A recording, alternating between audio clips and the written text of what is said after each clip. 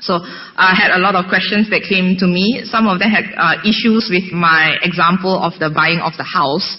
So maybe next time I have to find out with a new question that has nothing to do with a house. Okay, but okay, let's move on to the second talk, which is on the type of technologies that will shape the world in 2020. Okay.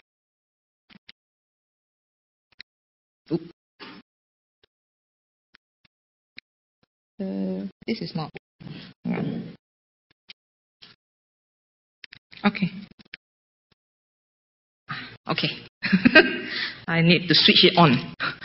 So first is I'll just introduce. Okay, I just talk a little bit about what is it that I do, and then after that I'll move on to what is the Tech Vision 2020 and what are the snapshot of the top 50 technologies. Now, just a very short introduction. What I do in my normal daily job is that we track emerging technologies, okay, across the world, from the Western world all the way into Japan and Asia, okay.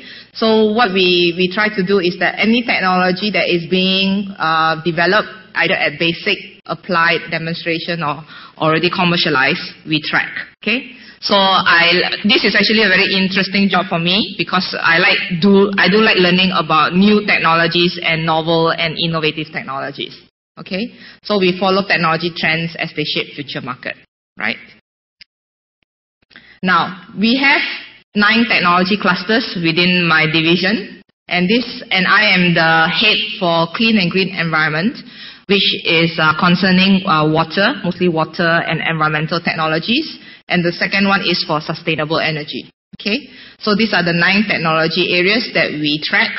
So when you look later at the top 50 technologies, the technologies will encompass all these 9 technology clusters. All right. Okay, so this is our top 50 technologies. Okay. Now, under the energy side, the main one I've mentioned is smart grid. All right. So, and this is one top technology which I predict will continue to be a very important sector for at least on the global scale, because a lot of countries is pursuing this for at least another 10 to 15 years. All right. In the last 1 year, the amount of activity in smart grid has been huge, mainly to do with mergers and acquisitions. All right. I think as of last year, there were more than between 10 to 15 acquisitions by the big multinationals, some of which includes like Siemens, Schneider Electric, all the big, huge, especially the power companies, also they are investing into smart grid. GE is another one, right? Second one I would say is advanced energy storage, which is advanced batteries. Okay, there's a lot of work that is being poured into this area. Third is electric vehicles. Now, electric vehicles has been in development for a very long time, for more than I think about 10 years. The research and the technology has been in development for a very long time. Only starting last year did they start to commercialize it on a large scale. Okay, meaning that it's not just a few hundred units. Now it's talking about 20,000, 50,000 units around the world. Now, the other areas that is seeing some very interesting activity, second generation biofuels. What's interesting about this one is that the work that has been done in this has to be at least 10 years already. Now, but unfortunately, a commercial scale plant that produces second generation biofuel is yet to exist around the whole world. There is still no commercial scale plant for this. What I know of is that, and I think the possibility of when we talk about commercial scale, especially for myself, a chemical engineer, we talk about 100,000 tons per year. All right, that is the usual output.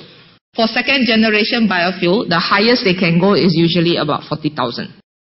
All right, that is considered to be almost on demonstration scale already. And the problem with this one is usually to do with feedstock, because you need a lot of feedstock to produce a little bit. So in order to secure the supply of the feedstock, you need a very large area to collect, right? So green buildings, another hot area, and renewable chemicals. Like I mentioned, the chemical industry, they are moving towards green chemicals by the year 2020, and so there's a lot of interest being shown in this area right now. Okay. Now, what are the other? I'll just talk a little bit in life science and biotechnology.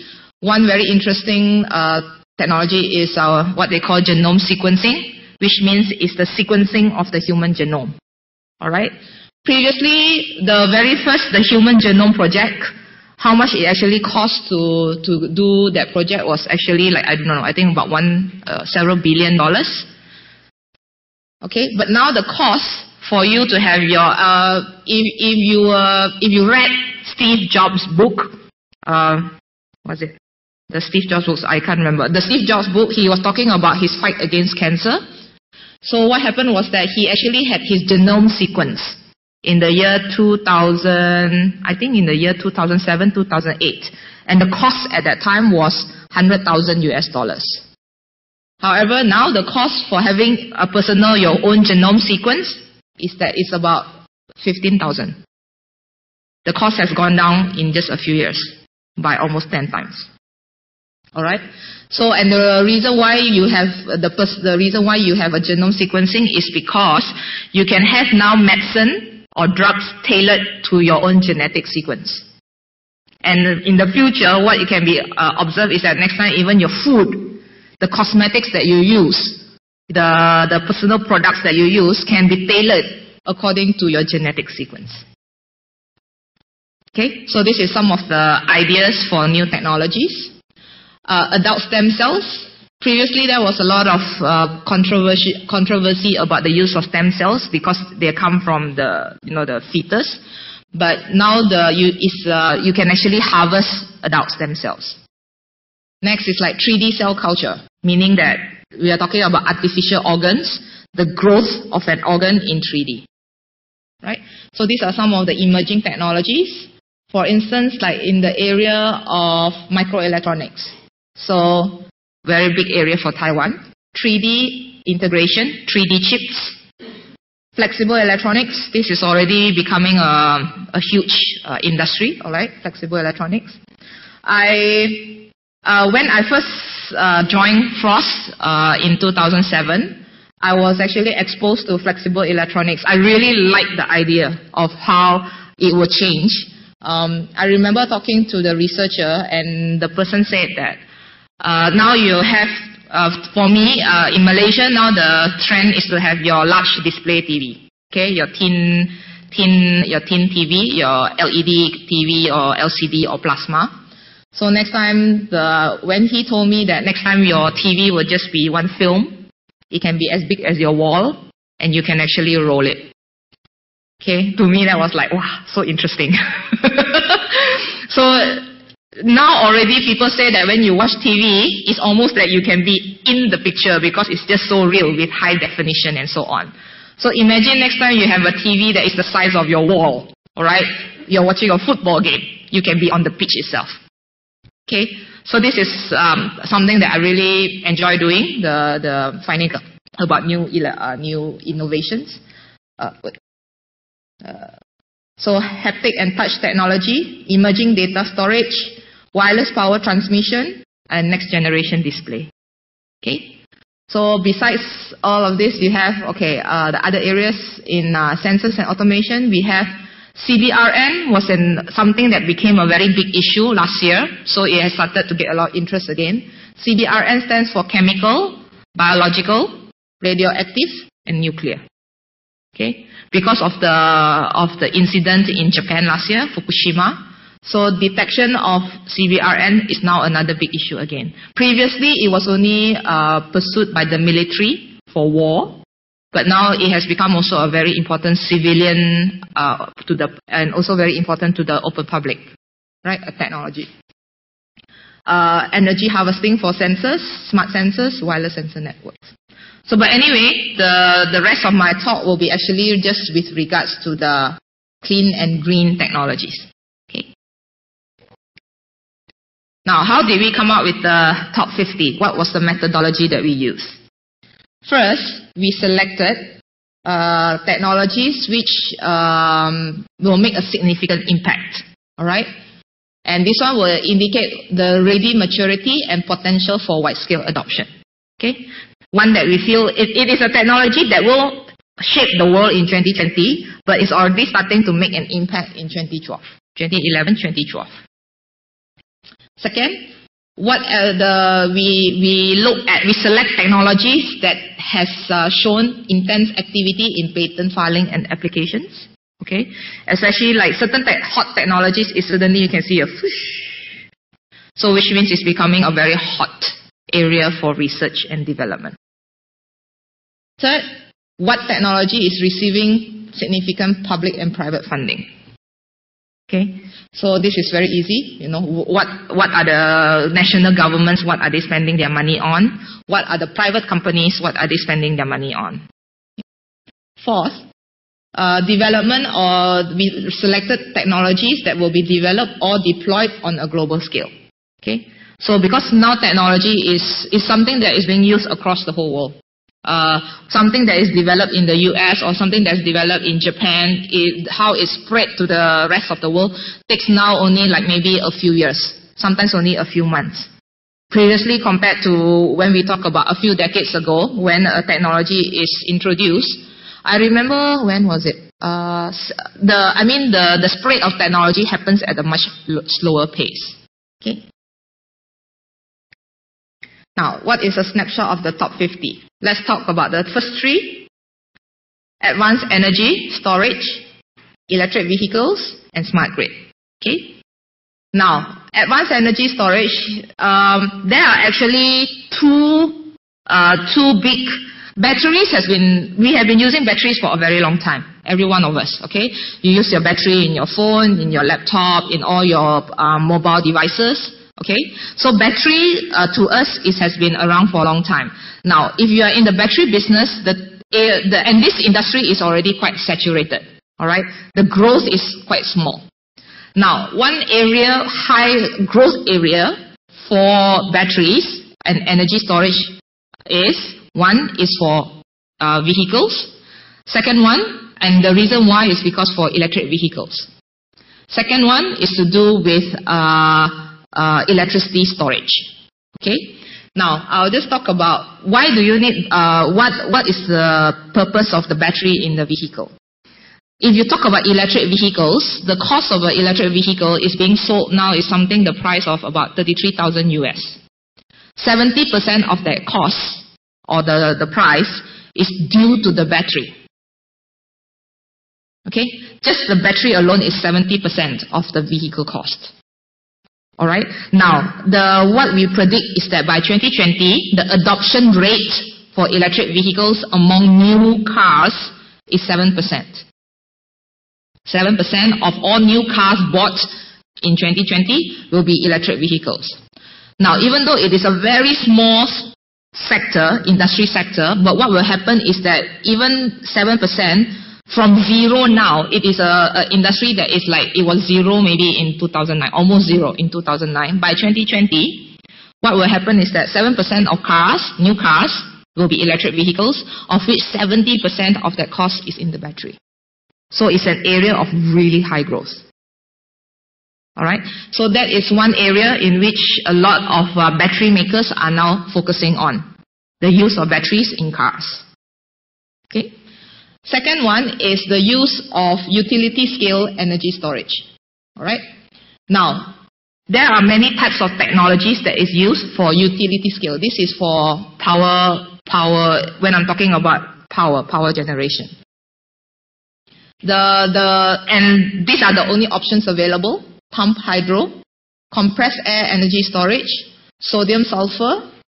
These are the ones that is already available. And then emerging technologies being lithium-ion batteries and flow batteries. Okay. Now, what is the use of batteries in power? The reason for the use of batteries is because renewable energy comes with a very, very severe limitation. One, unlike normal power generation, if you are using coal or if you are using crude oil, your power generation you can just control with the use of a switch. Okay? Meaning that you want more power, I just press a switch. The plant starts to operate, power gets generated. So it is very stable. And you can control it according to how you like it. Unfortunately, for renewable energy, how you generate electricity, it depends on whether the resource is there or not. So if you have the sun, you generate electricity. No sun, no electricity. Same with wind. You have wind, you generate electricity. No wind, no electricity. Okay? So your generation will be ding dong, up and down, up and down. And this is, if you talk to any power engineer, this for them it is very unstable. Okay? Now the situation that is happening now is that for a lot, say like in Europe, you have your wind farm who is generating energy from the wind. So if that electricity is not used immediately, it is actually wasted. It is just disappears. There's no method now to actually store the electricity that is being generated. For instance, like wind, the highest generation is during nighttime, because nighttime you have higher wind power. But nighttime is also the time when you have lower energy demand. So a lot of the electricity that is being produced is not used at all. It's just wasted.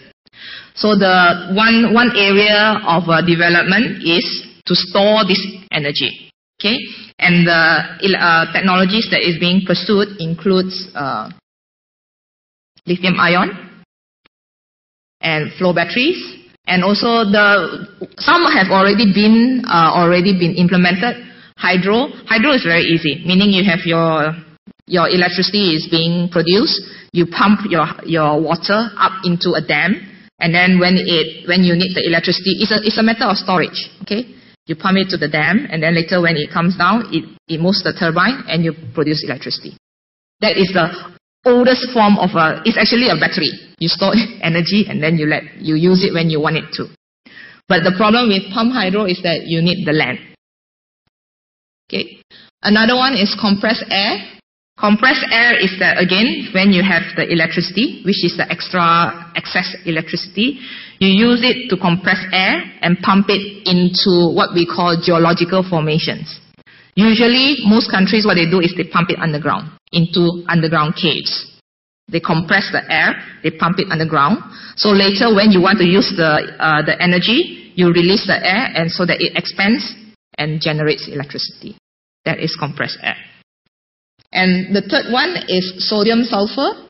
Now, sodium sulfur is a technology that is totally controlled by the Japanese. They have already patented. The technology has been around for 20 years, since the 1980s, and all the patents is all protected. The technology is totally protected by the Japanese. The emerging one that is being researched on is lithium ion and flow batteries. Okay, so these are the two areas of research now with regards to batteries. One is for automotive, the other one is for renewable energy generation. Next, let's move on to electric vehicles. Now, electric vehicles, there are many types, right? You have hybrid vehicle, plug-in hybrid electric vehicle, and totally electric vehicle. All right. Now, what's the difference between all these different vehicles? To power a car, there are two methods. One, you use your engine, your internal combustion engine, or you use a battery. Okay, so these are the two methods. So if you talk about a hybrid car, it means that it can use two methods. You pump gasoline into your car, so it can run via gasoline, or it can run based on the battery. Same thing with a plug-in hybrid electric. Okay, so that means the way to recharge your car is two types. One, you pump gasoline in. Second, you charge it. You stick it. You charge your car to the nearest electrical socket. Okay, hybrid, it only works using gasoline. You pour in gasoline. It conserves energy, stores it in the battery. But the only way you charge it is by you pump gasoline in. Plug-in hybrid is two methods. You can either use your gasoline or you charge it, electricity. Pure electric vehicles means it has no space for any gasoline. You run it totally by electricity. So you just charge it. Okay. So these are the three versions. Now, how the electric vehicle, the technology has been around for also a very long time. But I think now because of the main driver for electric vehicle is because of the high price for fuel. Okay. Previously there was, Americans were moving, they like having big cars, big trucks, sport utility, SUVs, MPVs, which are very big consumers of gasoline. So because of the high price of fossil fuel going up 100, 120, 150, that is why now we are talking about electric vehicles has become attractive again. And this is another, like what we predict, Frost & Sullivan predicts is that by 2020, 7% of all new cars will be electric vehicles. The biggest market for electric vehicles, one will be Europe. Number one will be Europe because they are also already very driven by green.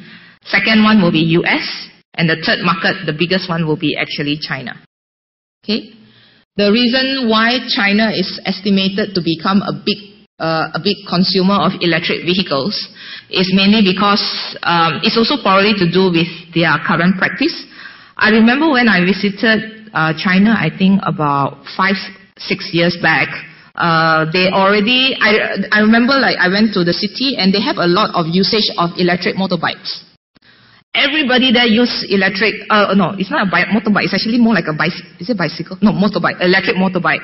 And almost like any teenager, young person is using an electric motorbike. And it's so easy to drive, so easy to go around the city. I think the usage of the electric motorbike it has become now a very common practice among the Chinese population. So for them to go from a motorbike to a car, they are already familiar, and so hence the idea is that they will be more accepting of changing a car, or changing from an electric motorbike to an electric car. Okay, for a lot of other people who is used to driving a normal gasoline-powered car, there is more resistance. They say that not enough power. There is more resistance towards changing.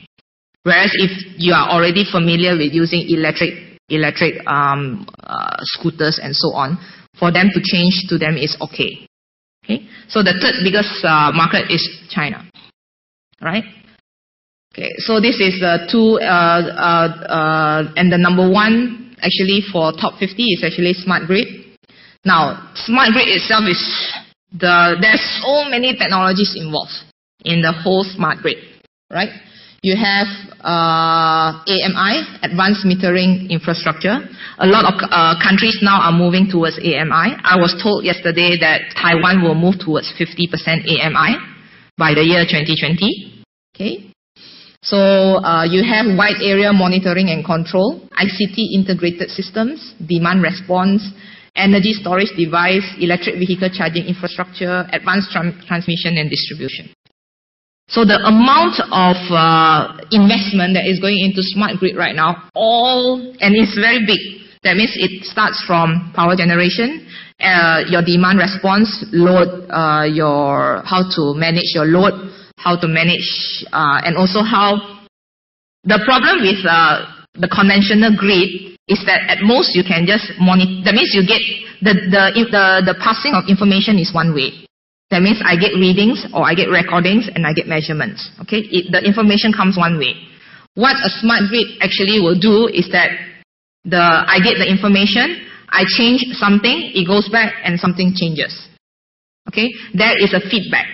So it's a two-way communication. The current conventional grid that we have now is the most we can do is that the information comes one way. Okay, so that is an area that is experiencing high growth, and there's a lot of consolidation right now in this particular area. So the big companies are already acquiring, like I mentioned just now, they are acquiring many different type of smaller companies. Companies like GE, Siemens, Schneider Electric, Alstom. Okay, they are all acquiring like crazy any technology that is being developed with regards to smart grid. Okay, they are consolidating. Okay? And this is another, and we anticipate that it will continue to be a very big area, for, like I mentioned, for at least for another 10 years. Okay. So I'll move on. Okay, thin film PV, energy and energy efficient buildings. So this has been actually, these two technologies has been around for actually some time already. All right. Now, we have what we call many generations of solar energy. First generation solar refers to the use of multicrystalline silicon. Okay. Now, the problem, there are certain limitations to do with multicrystalline. Okay. One is that the cost of the raw material is higher.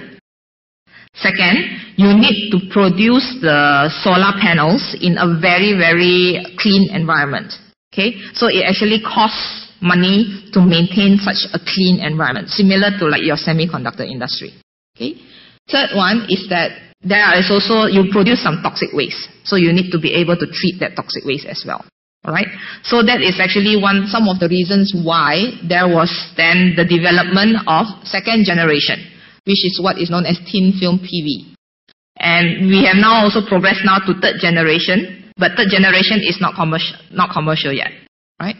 Second generation, there is mainly two main families, CDTE, or either CIS or CIGS.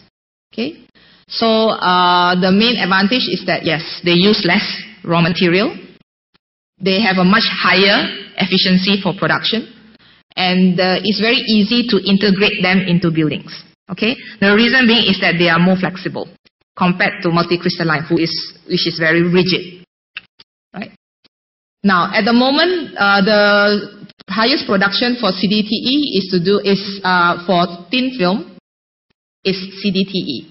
So it's already being produced, and it accounts for 10 to 15% of global module sales. Right, still a very small market. Okay, current conversion efficiency is between 6 to 12%, whereas first generation crystalline silicon is between 14 to 20. Right? But the conversion efficiency, every year it actually goes up higher. Right? Now, the biggest producer of thin film PV is a company known as First Solar. Okay? They are the biggest, at the moment, the biggest producer of solar modules in the world.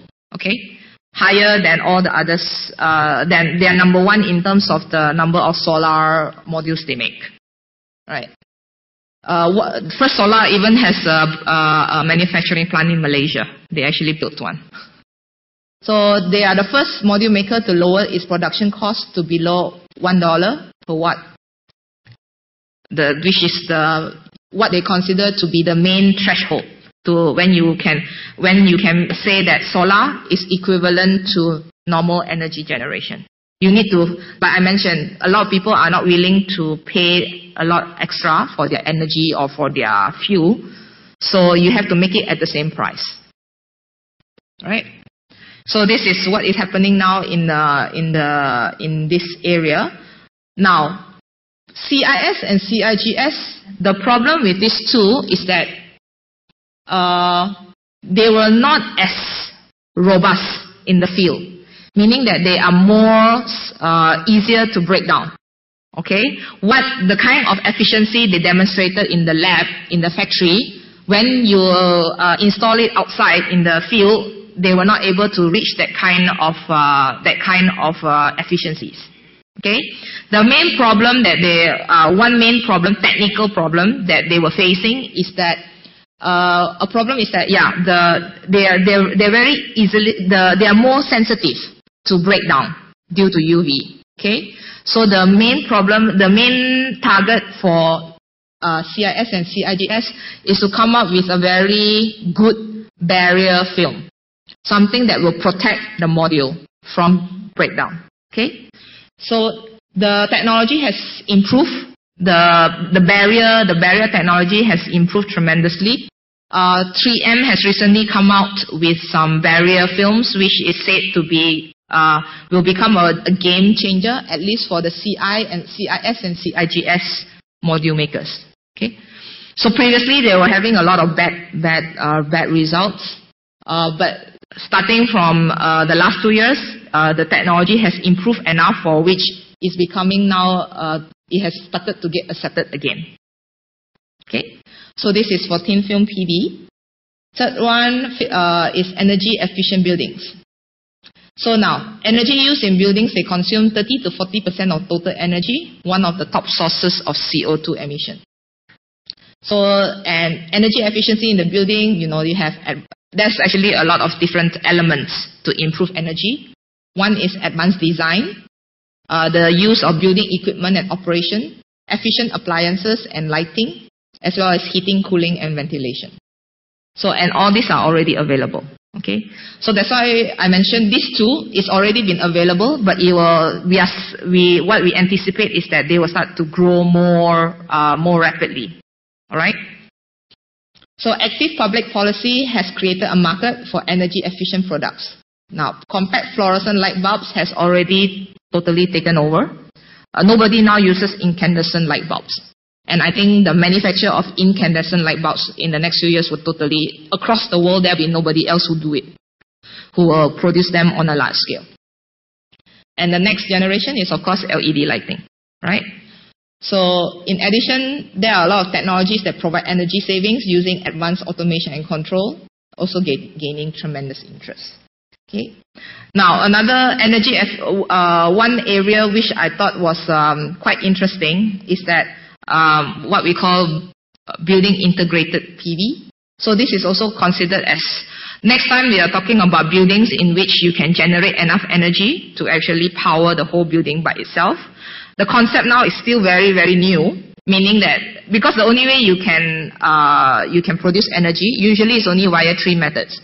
Solar, you install solar panels on the building. 2, you use wind. That means you install like wind turbines on the building, which to some designers is not very attractive looking. And third is the use of recycling of waste material to generate energy within the building. Okay, so there are already some testing of these ideas.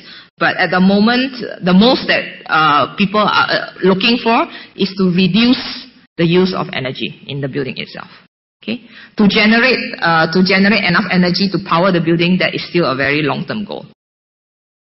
All right, next. So, okay, I was mentioning about second generation biofuels and renewable chemicals. So this one is more on the biological side. Now, I'll just go briefly and introduce the various generation of biofuel. First generation biofuel refers to the manufacture of biofuels using a food source. So this can become like sugar. Okay, you use like sugar cane to make ethanol. The use of oils like soybean oil, rapeseed oil, palm oil to make biodiesel. The use of waste cooking oil to make biofuel, that's also considered first generation. The use of jatropha, also considered as first generation. So the main issue with first generation was that if you are using food sources to make biofuel, that will cause your food price to actually go up. And hence, you are actually, because of this increase in food prices, you are making it unavailable to the poor. Okay, so there was a lot of, even in Africa, they were having like, protests or even like disputes from the poor because a lot of the oil is being used to convert to biodiesel. And because of this, the oil is being used to convert, so they cannot have access to that cooking oil anymore because the price is just too high. So there were a lot of what we call ethical issues with the use of first generation biofuel. So the only other next step in thinking was that you use you use biomass to produce biofuel. Okay, and the use of biomass, you can refer to the use of solid waste. All right, the use of agricultural waste like your rice or your wheat. or in Malaysia's case, our palm oil waste, or the use of even grass, right? So the main type of second generation biofuel is cellulosic ethanol or biomass to liquid, or you can talk about also Fischer-Tropsch synthetic diesel, right? There are two types of processes that you can use to produce second generation biofuel. You can use biochemical, meaning that you use an enzyme to break down the cellulose in the biomass. Okay, you use some sort of microorganism to break down. Second is thermochemical. You gasify. That means you use heat to break down the biomass, which it produces syngas, which is then converted to a synthetic fuel. Okay, so there are two methods: biological, thermochemical. In terms of research being done in these two areas, I will have to say that 90% is on biological, 80 to 90% is on biological route. A lot of universities, a lot of research institutions, a lot of governments are spending money on the biological route. Only a very small percentage is actually pursuing the thermochemical. Mainly because in terms of research to do thermochemical, it is more expensive as well. Okay, the investment is higher. Now, as I mentioned, as of 2011, large-scale production of second generation does not exist. All right. The main one, when I talk about large-scale production, is that because, like I mentioned, to us a large-scale production is like 100,000 tons, 100,000 tons of fuel per year. Okay, and as for second generation biofuel, since your raw material is your biomass, the main problem with it is because you cannot secure the biomass enough to produce 100,000 tons. All right. The main problem with using biomass is also the biomass is not consistent. The supply is not consistent. If you are using, for instance, agricultural waste, the agricultural waste you only have it usually when there is a harvest time. Okay, so your supply will, like certain months of the year you will have, certain other months you will have a very low supply. Okay, so it is inconsistent. Second is that you need a lot of biomass to produce the fuel. So the problem is that the transport, you need to obtain the biomass from a very large area. Okay, we did a study, I was involved in a study for the use of biomass to produce electricity in Malaysia. I had one company that had to source its biomass from 120 kilometers away. 120 kilometers. That means the lorry the truck has to move 120 kilometers, collect the biomass and come back. So in this case, what's the economic feasibility? Okay, so it's very bad.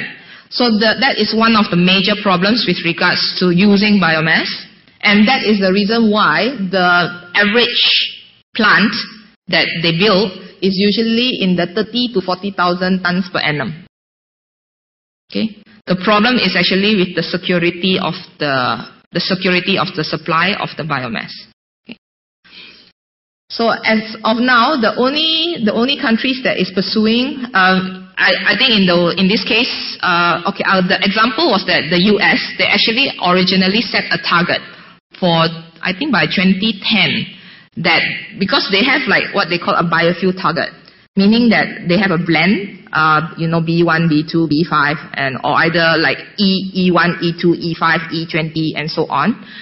They had set a target by 2010 that a certain percentage will be fulfilled by cellulosic ethanol. But unfortunately, even by 2010, there was still no plant that was producing cellulosic ethanol. So the government has set the target, but in 2010, it was 0% reach. So they had to revise. And even now, the number of plants that is being in the process of being built is still very low. So now I would say on the whole, the attitude towards second generation biofuel now is a bit more on the negative side. Okay? And because it is a problem that is not easily solvable. Because if you cannot secure the biomass, and there's no way for you to actually improve your chances of securing the supply. So that's why there's now a lot more, pessimism, I would say, in the industry overall. Okay. So that is the current situation for second generation biofuel. Okay. If you were to ask my own personal opinion on what I think of biofuel, it is that if you're talking about the long term towards lower carbon, lower emissions and so on, for me the use of biofuel is what we consider to be a temporary step. Okay. It is much easier if you can produce a much more efficient car or you lower your energy consumption in the first place. The use of biofuel, it doesn't actually reduce your energy consumption. It is still the same. The only difference is that your fuel is actually coming from a sustainable source. So to me, biofuel is not considered to be what we consider to be a long-term, it's not a long-term solution, right? Because it doesn't actually help you to reduce your energy. So okay, let's the current scenario with second generation biofuel. Third one is that the increase of renewable chemicals. Now, one interesting thing is that a lot of developers of second generation biofuel, they have now, because they have realized they cannot make actually much money from the biofuel side. They have now, what they have done is that they have changed to the production of renewable chemicals from biomass. Okay. Mainly because that the profit margin is higher. Because if you sell specialty chemicals, you are producing a higher value product. Because chemical, you can sell it at a higher price than say for fuel. Okay. The main reason, like I mentioned, people are not also willing to pay a higher price for a fuel. Say for instance, like you're talking about something that is, even if you're talking about biofuel, will you actually pay more for something that is second generation or first generation?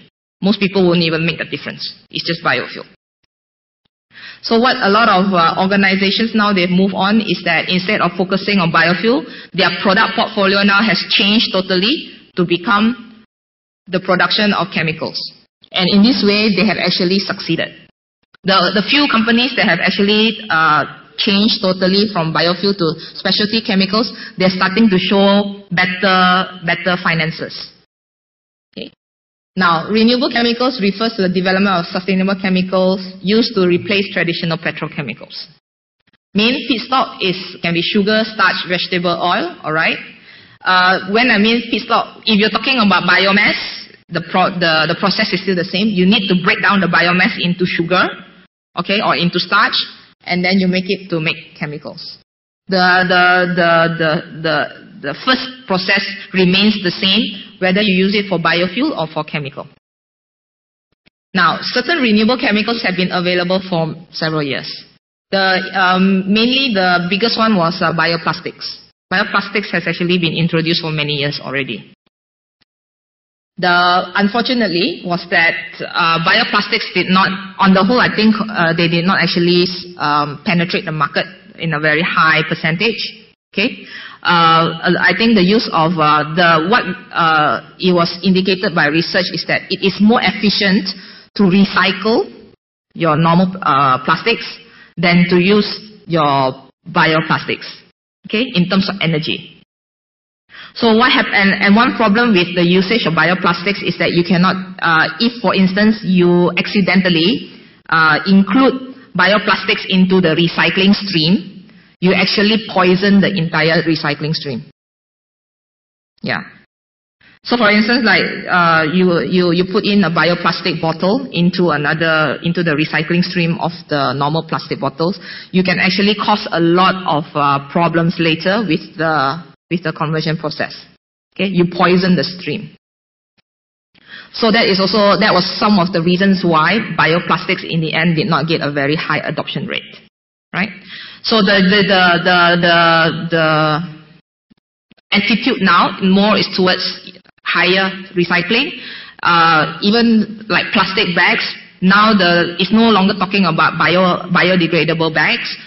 Everybody is now encouraged to use your reusable bag. A bag that means when you go shopping, you come with your own bag and then you reuse it for many times. That on the long term is actually more, it's actually a better in terms of energy rather than using bioplastic bags. Okay.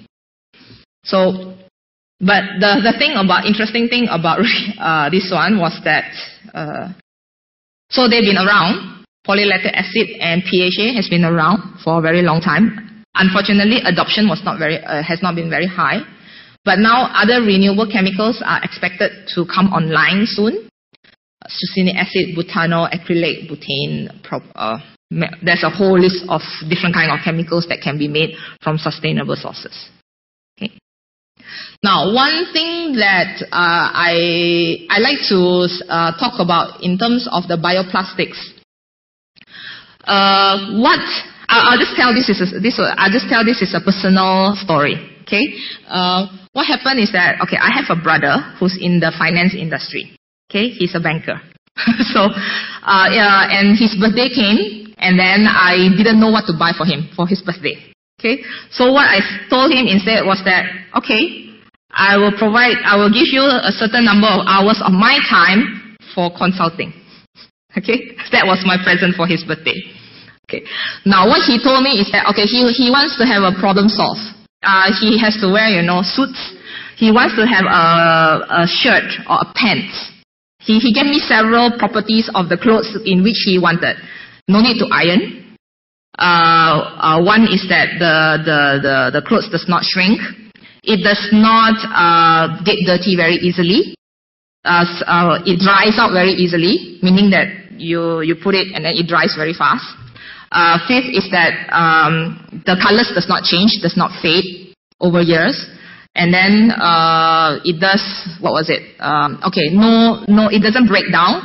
Certain clothes when you wear, you will start to have like fluff on your clothes.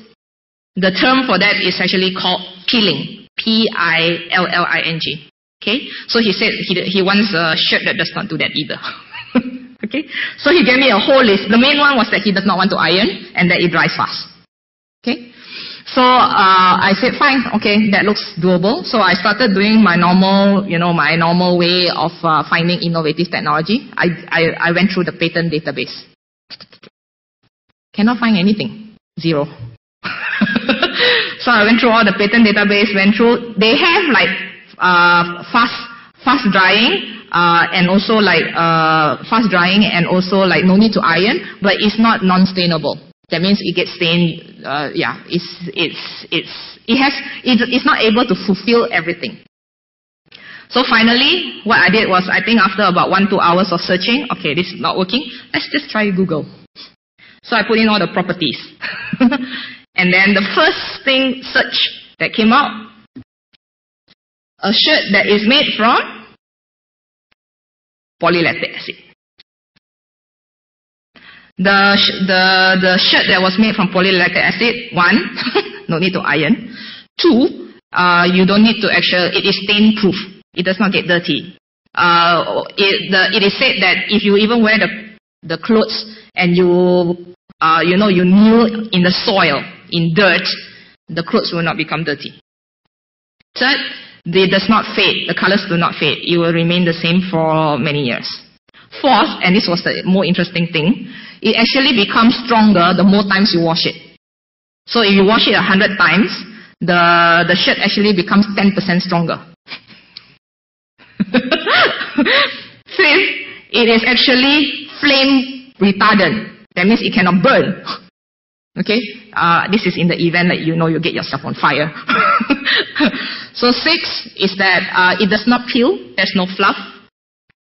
All right, and it was quite amazing all the different kind of features that they had and of course in the end it is biodegradable. But to my brother that was actually not a very important consideration. But the main thing was that such a shirt was actually made from a bioplastic. It had so many interesting features about it.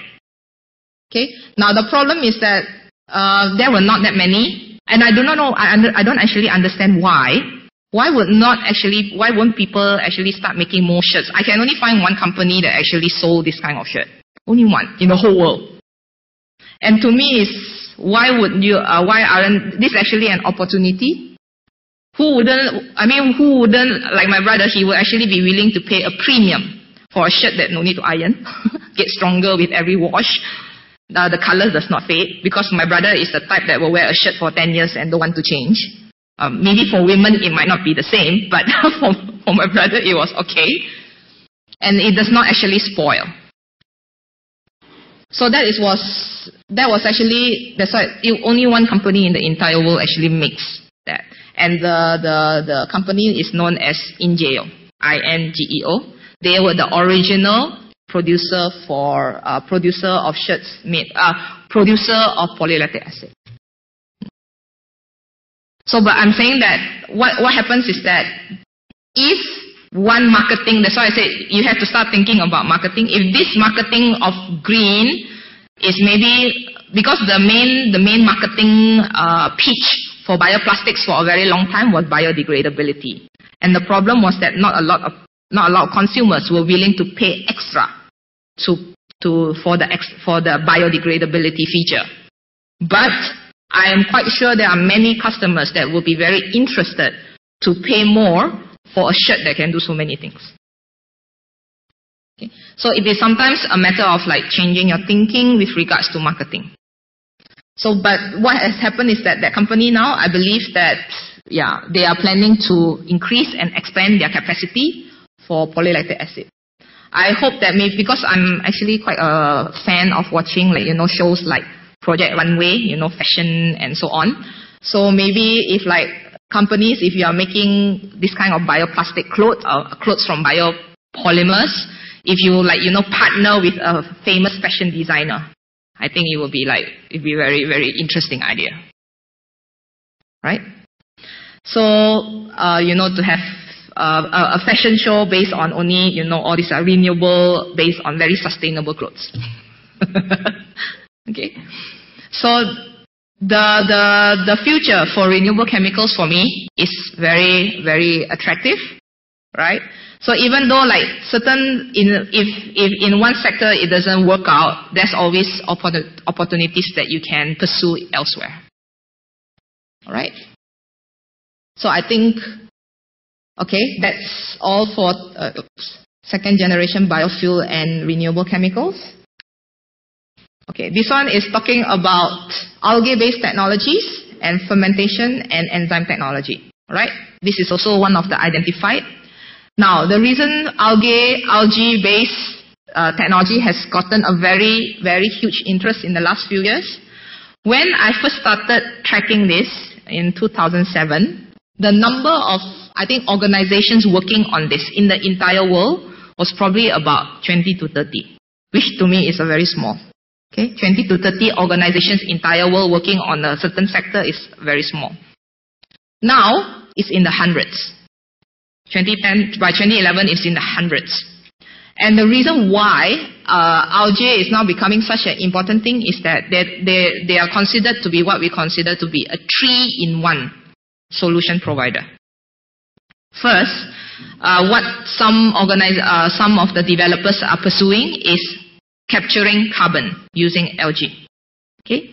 Because for algae to grow, it requires 3 things: nutrients, sun, CO2.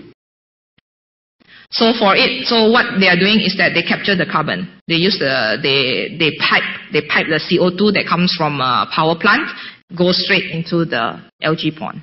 Okay, so that is one. They are able to capture carbon. Second, because of the need for nutrients, they can actually be used as a method for wastewater treatment.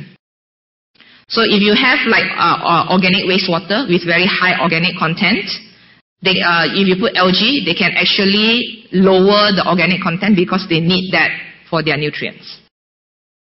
And third is that so you have your carbon, you capture your carbon, you treat the wastewater, and finally you actually have an output that can actually be sold. The algae can in this case be used for, the easiest method is to use it as fertilizer. Second, you can use it for animal feed. You feed to your, a lot of them, they feed to fish. Okay. And the third one is that, okay, the other one, the being explored, You can use it to actually produce biofuel, or you can use it to produce biochemicals. Okay. So the potential products is a lot. Okay, there are a lot. You have animal feed, ingredients for cosmetics and pharmaceuticals, nutritional supplements. Now the problem is that if you want to use it for this kind of nutritional supplements and bioactive ingredient, the algae you are using, it needs to have a very pure feed. That means the CO2 that comes in has to be a good CO2, no toxic waste in it, no toxic gas in it, and the nutrients that they are using is good nutrients. It's not like you have no toxic nutrients that is involved as well. Okay. You can use it for functional food like spirulina, the production of omega fatty acids. You can use it to produce biofuel as well as fine and specialty biochemicals.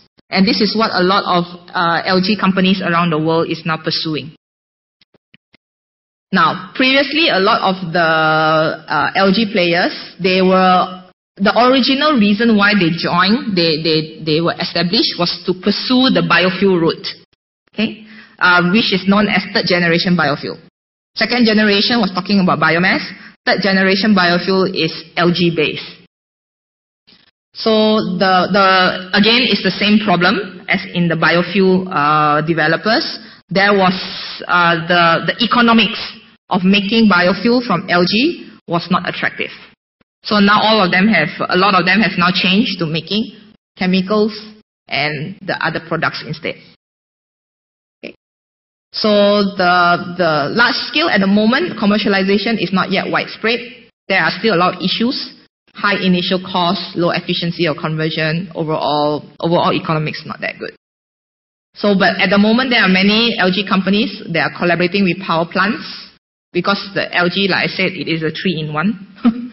Capture CO2, treat wastewater, then final convert to valuable end products. So this is a technology area that is seeing very high growth in the recent years. And the last one is fermentation and enzyme technology. Now this, you ask me, okay, I mentioned like some technologies has been around for 10 years.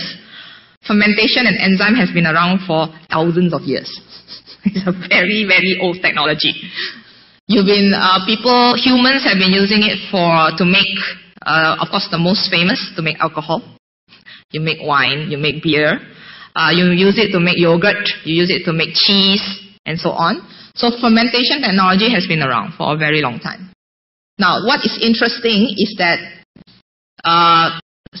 certain sectors are starting to use enzyme technology and fermentation technology to make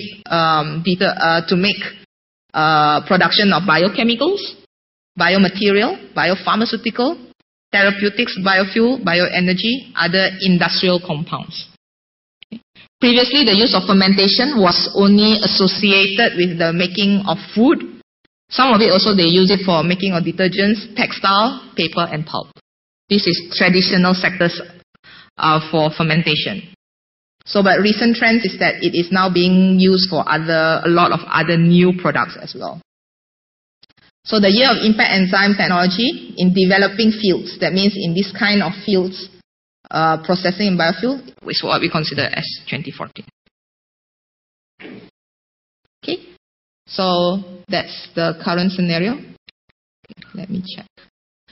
That is all with regards to clean and green technologies. Okay, I'll just move a little bit into the other top 50.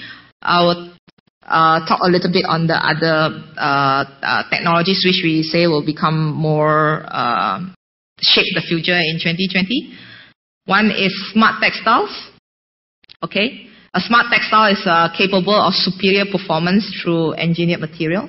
Okay, now Olympics have witnessed world records due to extremely technologically superior swimsuit. And what I know is that for this year, the Olympics in London this year, one certain swimsuit has been totally banned. Okay, mainly because it just gives such a high advantage to the swimmer that it is not fair to other contestants, to the other swimmers. So one swimsuit is totally banned, right? So next is that, okay, besides being applicable in sports, A lot of smart textiles, they use it in healthcare, to measure heart rate and blood pressure, right? Protective apparel, okay, like I'm talking about firefighting in radioactive environments. So what we talk about smart textiles in this case is miniatures have a problem with irregular heartbeat, or that you have to measure heart rate and blood pressure. So the sensors will actually pick up your heart rate and blood pressure, and then send it to the wherever is the data collection center. Okay. So smart textiles can also be integrated with electronics to create wearable electronic devices. So next time you don't even have a mobile device. One very interesting thing that was actually introduced to me was that next time your keyboard, because now you can actually make a fabric that is almost like an electronic. So what happened is that instead of having a keyboard, your computer keyboard, next time what you have is only just a textile. So your keyboard will just be a fabric. Okay. Now this was an idea because in this case, if you have a textile keyboard, it's going to be a very, very light and very easily, mobile. You can roll it up or fold it and then take it with you. But I think now this technology, this was originally one of the technologies that were being thought about and pursued. But now it's because everybody is with the iPad touch technology. It's now perhaps the preference. Okay. Rather than using a keyboard. That means nobody will use a keyboard anymore. So that is smart textiles. Next is lightweight. I mentioned in one of the biggest areas for automotives is the lesser use, to become more efficient with regards to fuel use. And one of the ways is to make your automobile lighter.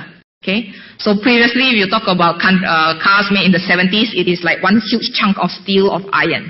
It's really heavy. Right?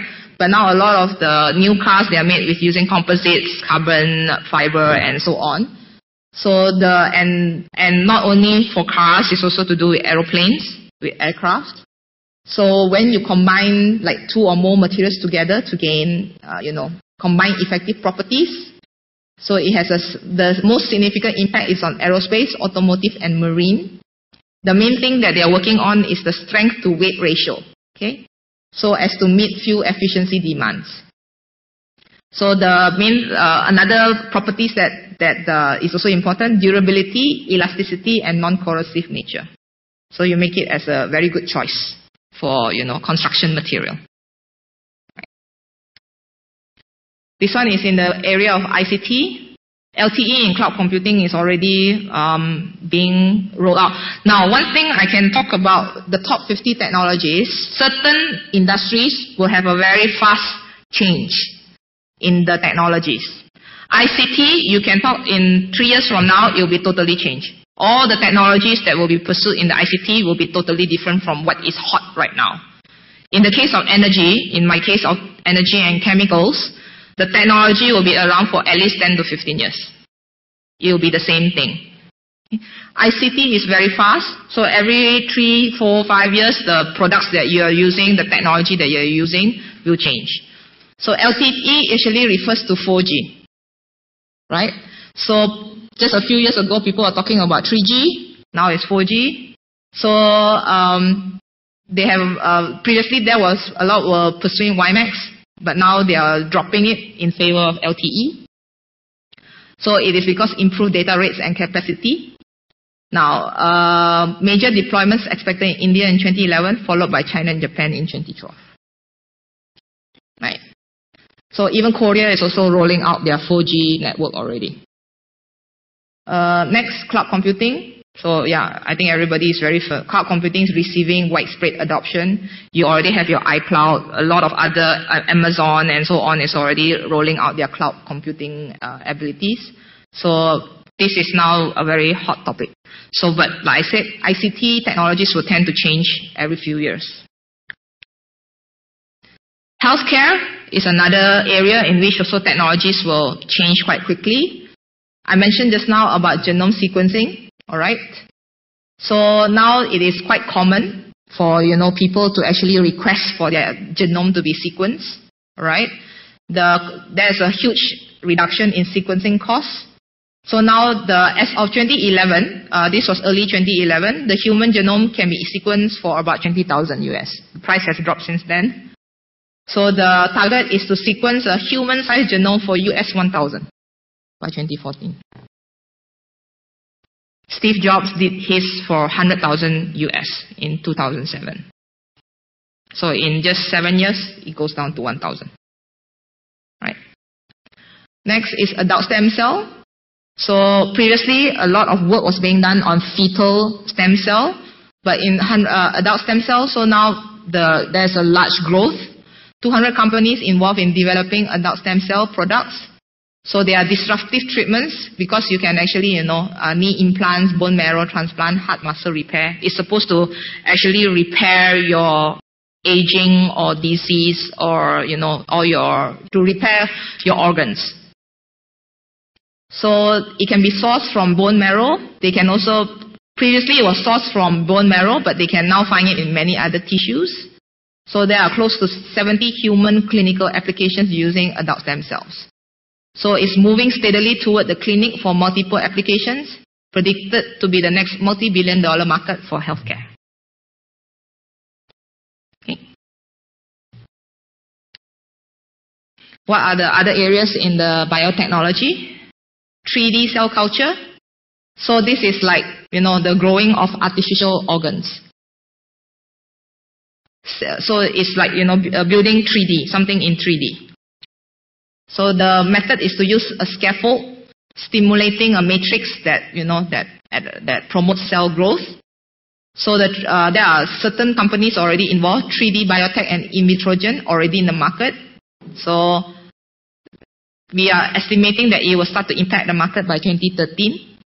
3D cell culture can reduce animal testing, improve efficiency, reduce cost and time also of testing procedures. The growth of artificial organs is the long-term goal.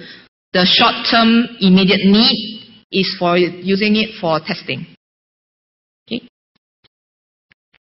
I actually didn't learn about the meaning of ex vivo because I was not very familiar with the cosmetics industry. What I'm aware of is that usually when you do testing, I knew about animal testing. Vivo testing, ex vivo testing, meaning that you actually is able to produce human tissue, artificial human tissue, in which then you test your cosmetics on that artificial skin and so on, and then you do the testing for that cosmetic, and that is known as ex vivo. You can actually, not only can you test cosmetics, you can also test anything that requires like, skin penetration, cream, you can even talk about drugs, anything that you can actually create artificial, human skin in which you do your testing. Second, biosensing. So this is like, to use for sensing devices. So you can use it to detect viruses, other pathogens, alright? The reason why for biosensing is also sometimes to do with food contamination. So we have the problem of like, E. coli, salmonella. There were always events in which, food was contaminated. So one of the solutions that is being proposed is the use of biosensors. Okay. So the technology is expected to be starting to be adopted by 2014. The use of biosensors. Next is nanofluidics and bionams, right? So this one is to do with high throughput analysis for DNA sequencing, right? So the use of this is to stretch DNA strands, mainly targeted toward disposable devices, especially point-of-care diagnostics, right? So at the moment, one big area for healthcare is actually what we consider to be the diagnostic market, all right? What is said is that, okay, previously, when I was, I think, still in university, for us to say, like, to do a HIV test, okay, it takes 2 weeks for you to get a result, all right?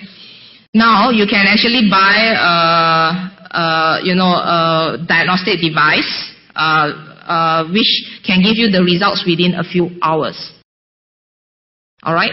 So and the reason for the diagnostic is that people are now, what their expectation is that they want to get results fast.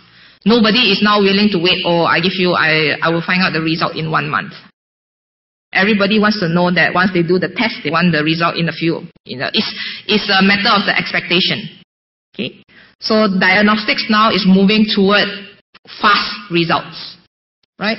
And this is some of the technologies that is being used to provide that kind of service, right? So year of significant adoption, also 2014. All right. Talk about now some sensor networks. This is the use of sensors, but which is not connected using wires. All right. It uses radio frequency to link and transmit information from all the remote sensors through the network. Okay. There are several elements in the sensor. So it allows for more efficient monitoring of a wider range of measurement points. Okay. And then has become, because if you don't use wire, it's easier for you to actually, install. It allows you to install in wider range of areas. So wireless sensor networks has begun to impact, environmental monitoring, building automation, smart energy management, agriculture, likely to have higher impact by 2015. Right. Next is CBRN detection. Like I mentioned, chemical, biological, radioactive, and nuclear. So this particular area saw a large growth last year, right? So a lot of technologies can counteract CBRN threats. Yeah, widespread adoption already underway. Now the highest one is Taiwan is actually also one of the biggest of this technology. Korea, Taiwan, Japan, and Singapore. Yeah, considerable research in this area. Also, notable advances have been made in China, largely due to research funding from the government. Okay. Energy harvesting for sensors is, I was mentioning about, the location of sensors in remote conditions. Now, the problem with sensors is that they usually is powered by a battery, a small battery. And the problem is that anything that is powered by a battery means you have to replace the battery at certain points in time. Now, what is being proposed is that to eliminate all this battery replacement, you actually harvest energy from the surrounding. So some of the techniques includes using solar. You harvest solar energy, vibration, thermal, and human movement. Okay. So it can be used to power low power electronic devices. Okay. So you don't need a battery anymore. So some of the key harvesting techniques include PV. This is the methods, the technologies being used. Widespread adoption likely to happen in 2015. Okay. So the key opportunities is in, again, environmental monitoring, consumer electronics, healthcare. Okay. Health monitoring devices and implantable medical devices. So a lot of medical devices being implanted now, it requires some sort of like battery, either maybe for your ear and so on. So next time is that you'll be able to harvest your human movement. Okay. Maybe the passage of your blood, because it produces a pumping, your own motion when you are walking and so on. It will actually power such devices. Okay. Final one, smart sensors. Smart sensor is one that is beyond merely detecting. Anything, that's why I mentioned when we call smart. Smart means the information is two-way. You receive and then you are able to give back information. Right? So functions include, you can calibrate, you can compensate temperature, you can correct. So they can streamline integration of sensors in OEM's product or system. Already expected to be more widely adopted in 2015. Okay. Growth opportunities is mostly in industrial monitoring and process control, energy management, building home automation, smart infrastructure, and transport. So smart sensors is also one of the elements that can be used under smart grid. Right. Okay, I think that's it. Thank you very much. I think a bit. 好，那各位有没有什么问题要来请教 Ski？ Well， 可能接近中午了哈。那 We are very thankful Okay. For your coming.